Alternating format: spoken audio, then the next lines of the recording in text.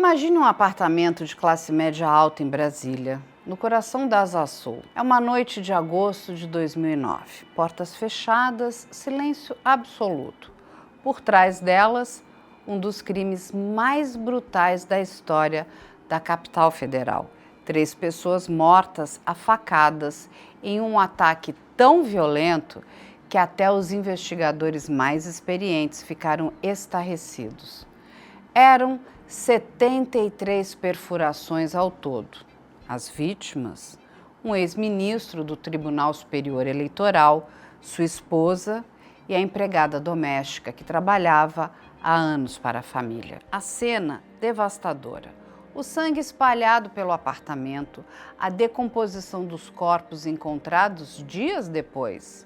Um caso que, desde o início, tinha tudo para ser investigado com máxima seriedade, mas o que se seguiu foi um roteiro de erros absurdos e arbitrariedades, que comprometeu não apenas a busca pela verdade, mas também a própria confiança da sociedade na justiça. Eu sou Carla Albuquerque, jornalista investigativa, e você está no IC News, o canal que entrega jornalismo de verdade com coragem, profundidade e compromisso com a sociedade. Antes de mergulhar nos detalhes deste caso, eu preciso da sua ajuda. Curta esse vídeo, se inscreva no canal, ative o sininho e torne-se um membro para apoiar o jornalismo independente. É isso que garante que histórias como essa sejam contadas sem medo, sem maquiagem e sem pressão externa.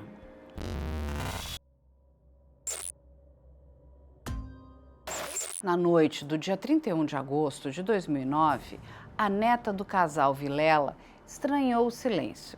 Seus avós não atendiam ligações, não davam notícias. Preocupada, ela chamou um chaveiro e entrou no apartamento da 113 Sul. O que encontrou jamais sairá da memória. Os corpos do avô, José Guilherme Vilela, ex-ministro do TSE, da avó, Maria Carvalho Mendes Vilela, e da empregada, Francisca Nascimento da Silva. As 3 vítimas haviam sido mortas dias antes, brutalmente esfaqueadas. A investigação do crime da 113 Sul poderia ter seguido um caminho técnico, minucioso e imparcial, mas o que se viu foi o oposto. Logo nos primeiros meses, quando a sociedade exigia respostas rápidas, a delegada responsável, Marta Geni Vargas Borrás, decidiu trilhar uma rota que chocaria não apenas advogados e juristas, mas qualquer cidadão minimamente atento ao conceito de justiça. Eis o cenário: uma investigação de triplo homicídio, envolvendo um ex-ministro do Tribunal Superior Eleitoral, pressão política e midiática por resultados. E, em meio a tudo isso, a delegada Marta Vargas não recorreu apenas a policiais, peritos e investigadores. Ela trouxe para dentro do inquérito uma figura inesperada, uma vidente. Isso mesmo, no coração da capital federal e em um dos crimes mais graves da história do Distrito Federal, o destino da investigação começou a ser guiado por uma paranormal. O nome dela, Rosa Maria Jacques, vinda do Rio Grande do Sul. Ela se apresentou como alguém com uma missão espiritual para ajudar a desvendar o crime. O detalhe é que suas visões não ficaram restritas ao campo da fé. Elas foram levadas a sério pela chefe da investigação. De acordo com relatos e depoimentos, Rosa Maria apontou nomes, descreveu lugares, indicou supostos culpados e a delegada seguiu essas pistas. Essa parceria esdrúxula resultou em prisões sem fundamento, buscas precipitadas e até a manipulação de provas. Mas o episódio mais emblemático veio em novembro de 2009. Guiados pelas revelações da vidente, policiais da 1ª Delegacia Policial foram até uma chácara em Vicente Pires, região do entorno de Brasília. Lá, prenderam 2 homens que moravam numa kitnet. Pouco depois, um terceiro suspeito, vizinho deles, também seria detido. A narrativa construída pela delegada era simples. Aqueles seriam os responsáveis pelo triplo homicídio. E aí veio o achado milagroso. Durante a operação, os policiais disseram ter encontrado na kitnet 2 homens, uma chave. Uma chave que, segundo eles, abria a porta do apartamento da família Vilela. Aparentemente, uma prova incontestável. Afinal, como uma chave do imóvel das vítimas teria parado na casa de desconhecidos? Para Marta Vargas, era a peça que faltava para fechar o quebra-cabeça. Só havia um detalhe. E esse detalhe desmontou toda a farsa. Dias depois, peritos independentes revisaram as fotos tiradas na cena do crime e o que viram, aquela mesma chave já havia sido registrada dentro do apartamento, ao lado dos corpos, durante a perícia inicial. Em outras palavras, a chave foi retirada do local do crime e plantada na casa dos suspeitos para incriminá-los. Esse episódio é um dos mais graves exemplos de fraude processual já documentados em investigações criminais brasileiras. Ele mostra não apenas um erro, mas uma manipulação consciente da verdade. A delegada e sua equipe construíram uma narrativa falsa para apresentar culpados rapidamente. E esses homens, que nada tinham a ver com o crime, foram presos e torturados. Sim, torturados. Os 3 detidos denunciaram posteriormente que sofreram violência física e psicológica dentro da delegacia. Foram obrigados a confessar um crime que não cometeram. Golpes, ameaças, privação de sono. O objetivo era simples: arrancar uma confissão que sustentasse a versão montada pela delegada. O preço? A dignidade e a integridade de pessoas inocentes. Mas, naquela época, em 2009, a maioria da população não sabia desses bastidores. As manchetes estampavam: polícia prende suspeitos do crime da 113 Sul. A opinião pública, carente de culpados, se agarrou a essa versão. Poucos questionaram como uma chave havia aparecido de forma tão conveniente.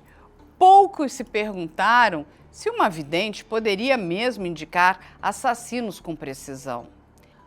Quando os erros deixam de ser erros e se transformam em crimes cometidos por quem deveria zelar pela lei, a máscara cai. Foi exatamente isso que aconteceu com a delegada Marta Geni Vargas Borras. Depois que o escândalo da chave plantada veio à tona e os suspeitos foram libertados, a Corregedoria e o Ministério Público começaram a vasculhar a conduta da delegada. O que descobriram foi tão grave que transformou o caso Vilela em um exemplo de como a busca desesperada por resultados pode gerar uma investigação criminosa dentro da própria investigação. Em 2012, o Ministério Público apresentou denúncia formal contra Marta Vargas. Os crimes imputados iam muito além de falhas técnicas, falsidade ideológica, fraude processual, tortura, denunciação caluniosa e violação de sigilo funcional. Em outras palavras, a própria autoridade que deveria conduzir a busca pela verdade havia manipulado documentos, plantado provas, torturado suspeitos e ainda vazado informações sigilosas. A justiça levou anos para julgar esse processo, mas em agosto de 2016 veio a sentença. Marta Vargas foi condenada a 16 anos e 28 dias de prisão, além de 1 ano e 9 meses de detenção, mais multa. Na mesma época, em uma ação de improbidade administrativa, Marta também sofreu cassação da aposentadoria, perda dos direitos políticos por 5 anos e multa equivalente a 100 vezes o valor de seu último salário. Em outras palavras, perdeu não apenas a liberdade, mas também a segurança financeira e a honra funcional. O que chama a atenção é o tamanho da punição. Não é comum ver uma delegada ser condenada a mais de 16 anos de reclusão. Esse rigor refletia a gravidade dos abusos cometidos. Afinal, estamos falando de uma autoridade que, dentro do Estado, deveria proteger direitos, mas que escolheu violá-los. Em 2018, a condenação foi confirmada em segunda instância. Pouco depois, Marta Vargas foi presa para cumprir pena. Por ter mais de 60 anos e problemas de saúde, conseguiu progressão para prisão domiciliar, mas ainda assim sua carreira já estava arruinada.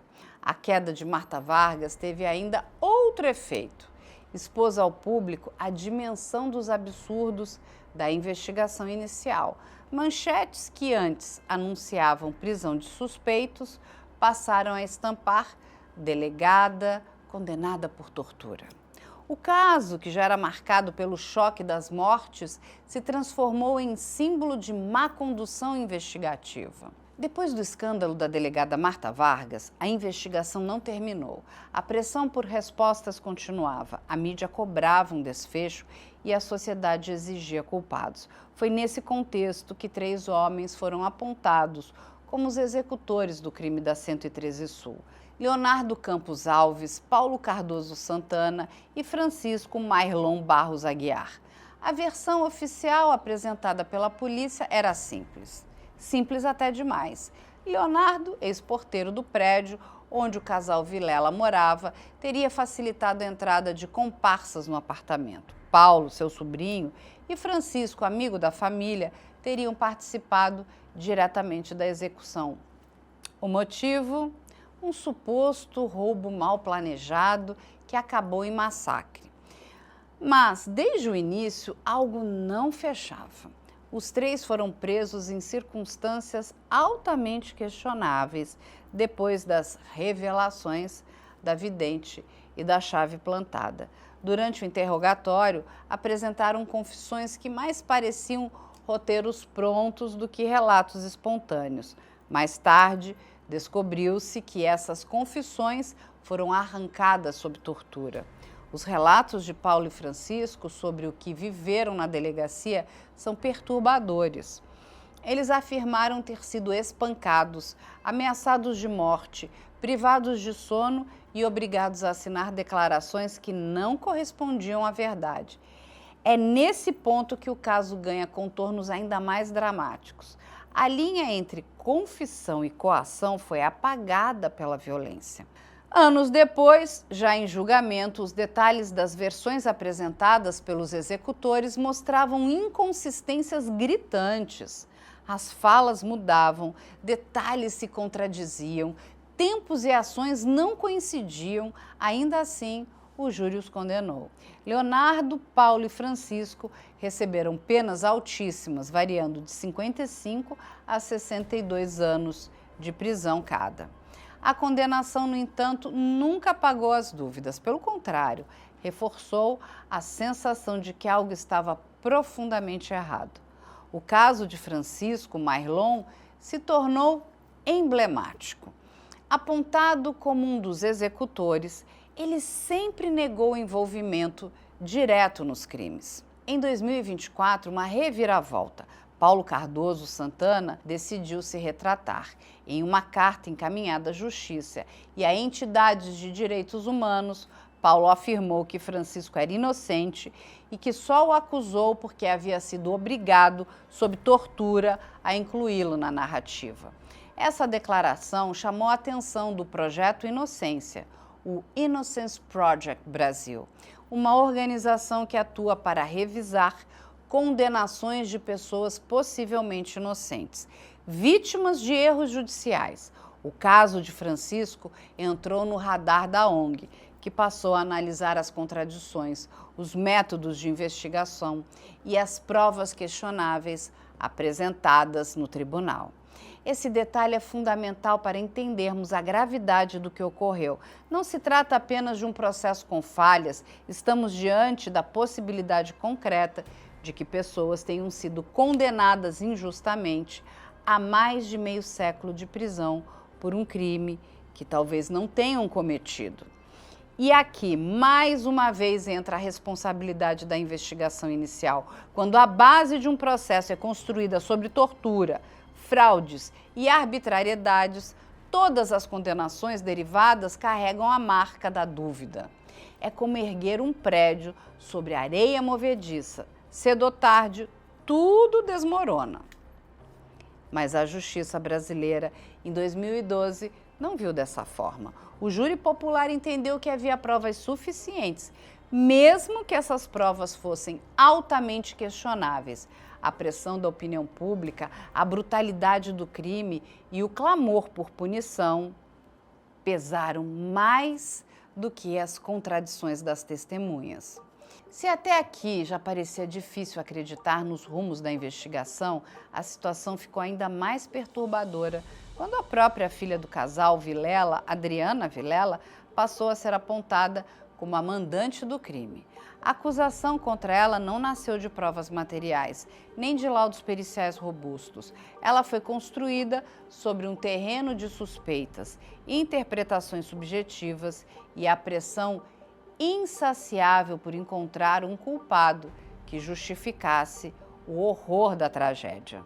Adriana era arquiteta, profissional respeitada, filha de um ex-ministro do TSE e de uma advogada de renome. Seu perfil, para muitos, não encaixava no estereótipo de uma criminosa, mas esse mesmo contraste acabou sendo usado contra ela. A narrativa construída foi a de que, por trás da aparência refinada, haveria uma mente fria, capaz de encomendar a morte dos pais e da funcionária da família. Mas onde estavam as provas? O Ministério Público sustentou que Adriana teria motivo financeiro, divergências em torno da herança, supostas tensões familiares e uma relação conflituosa com os pais. Só que esse motivo nunca foi corroborado por evidências objetivas. Nenhum documento, nenhuma gravação, nenhuma transferência bancária, nada que ligasse Adriana a um suposto pagamento aos executores. Além disso, a perícia encontrou um fragmento de digital de Adriana em um local do apartamento. A acusação tratou isso como elemento de peso. O detalhe é que Adriana era filha do casal, frequentava o apartamento regularmente e, portanto, seria absolutamente natural que sua digital estivesse em algum objeto da casa. O que para a defesa era algo óbvio, um artefato inocente do convívio familiar, foi transformado em prova de participação. O peso da narrativa foi esmagador.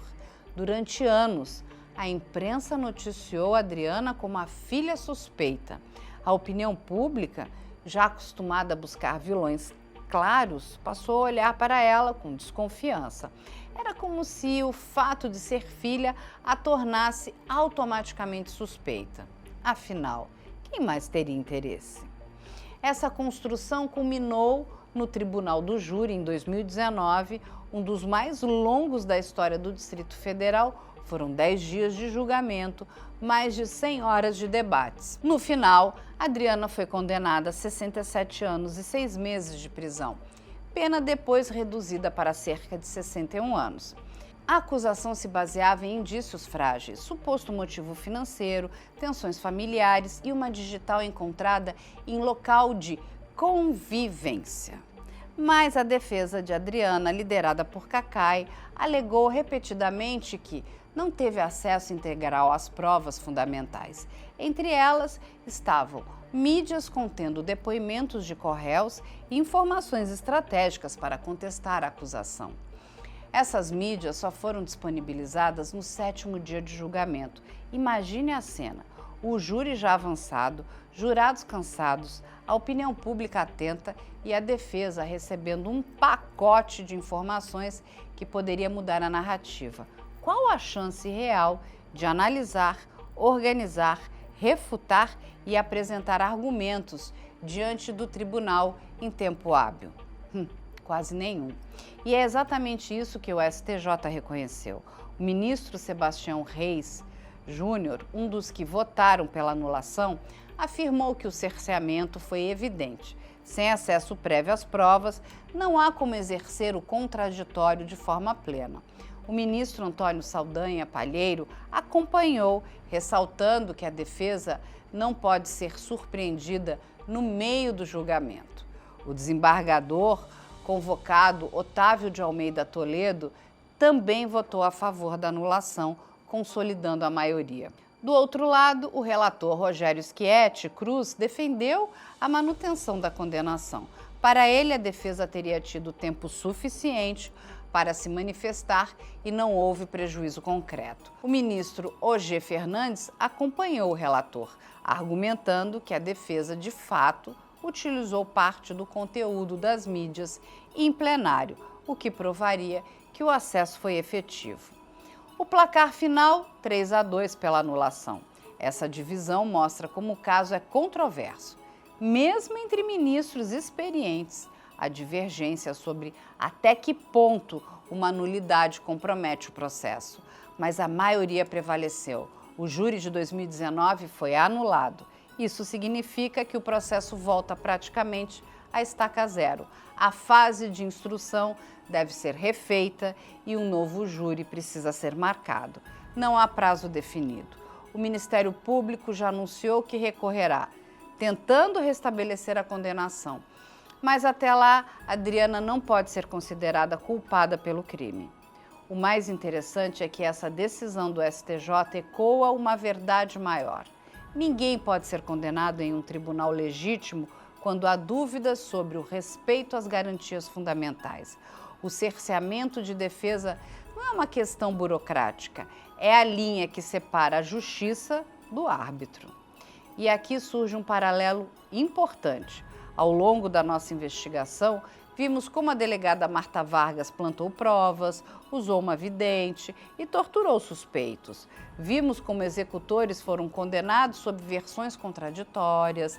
Vimos como Adriana foi julgada sem provas diretas. Agora, o STJ reconhece que, além de tudo isso, até o direito básico de defesa foi atropelado.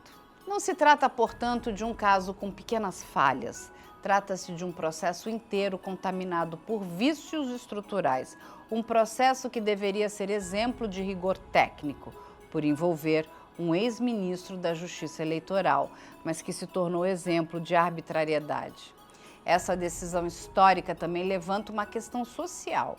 Como a opinião pública reage quando uma condenação é anulada? Para muitos, a anulação soa como absolvição, mas não é isso. Adriana não foi considerada inocente. O que aconteceu foi o reconhecimento de que ela não teve um julgamento justo. E em um Estado democrático de direito, isso é tão grave quanto a própria culpa ou inocência. Quando falamos do caso Adriana Vilela, não estamos tratando apenas de uma investigação marcada por erros policiais e arbitrariedades jurídicas. Há outro elemento igualmente devastador: o julgamento paralelo da opinião pública. Esse fenômeno não começou na era digital. O Brasil já conhecia seus efeitos nos anos 90, quando o caso Escola Base destruiu vidas com base em acusações falsas. Mas na era das redes sociais, a escala e a velocidade desse linchamento ganharam proporções nunca antes vistas. Em 1994, a pequena Escola Base, em São Paulo, foi acusada de ser palco de abusos sexuais contra crianças. A denúncia, sem provas concretas, ganhou manchetes nacionais. Professores, donos da escola e até funcionários foram apontados como monstros em rede nacional. A polícia, pressionada, endossou a narrativa. A mídia repercutiu sem freios. Resultado, em poucos dias, a reputação dos envolvidos foi destruída. Suas casas depredadas, a escola fechada, famílias desfeitas. Meses depois, ficou provado que nada daquilo havia acontecido. Os acusados eram inocentes, mas era tarde demais. A vida deles já havia sido arruinada. Esse episódio se tornou símbolo do linchamento midiático, da pressa em transformar suspeitos em culpados sem passar pelo crivo da justiça. E agora, no caso da 113 Sul, vimos a mesma lógica se repetir, só que amplificada pelas redes sociais. Quando Adriana Vilela foi denunciada como mandante da morte dos próprios pais, a narrativa ganhou público como uma história de horror perfeita. Parricídio, herança, suposta frieza. As manchetes eram inflamadas, os programas de TV exploravam cada detalhe e nas redes sociais, que já dominavam a comunicação em 2019, o linchamento foi implacável. Nas redes sociais, a condenação não se apaga, mesmo após o STJ anular o júri de Adriana, mesmo diante das revelações de fraudes e torturas. Ainda hoje, há quem insiste em chamá-la de assassina. O rastro digital não perdoa. Uma manchete de jornal do passado pode ser esquecida, mas um tweet, um post, um vídeo no YouTube continuam circulando anos depois, perpetuando a condenação social. Esse tipo de linchamento não atinge apenas a acusada, ele se estende aos familiares, amigos e até aos defensores. Advogados como Cacai também foram atacados nas redes por defenderem o indefensável. É a lógica do tribunal paralelo. Quem ousa questionar a narrativa dominante é imediatamente colocado no banco dos réus. Comparar o caso da 113 Sul com a escola base não é exagero. Ambos mostram que a sociedade brasileira tem dificuldade em lidar com o princípio da presunção de inocência. No imaginário popular, quem é acusado já é culpado. E quando a justiça demora a dar respostas, a opinião pública assume o papel de juiz, jurado e executor. Não sabemos ainda quem mandou matar o casal Vilela e a funcionária. O que sabemos é que o caminho percorrido até aqui está repleto de erros, arbitrariedades e condenações duvidosas. E diante disso, a única atitude responsável é reconhecer: não podemos aceitar um processo tão contaminado com base para privar alguém de sua liberdade. E se você tem informações ou precisa denunciar, os contatos da produção do ICNews e os canais oficiais das autoridades estão disponíveis na descrição. A sua participação é essencial para que a verdade venha à tona e para que outros casos não se percam em meio a erros e arbitrariedades. Siga o canal Investigação Criminal em todas as redes sociais. Os links estão aqui no vídeo e na descrição.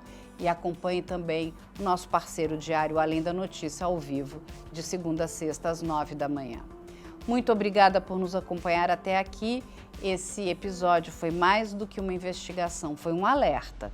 Porque quando a justiça erra, não são apenas os acusados que sofrem, somos todos nós.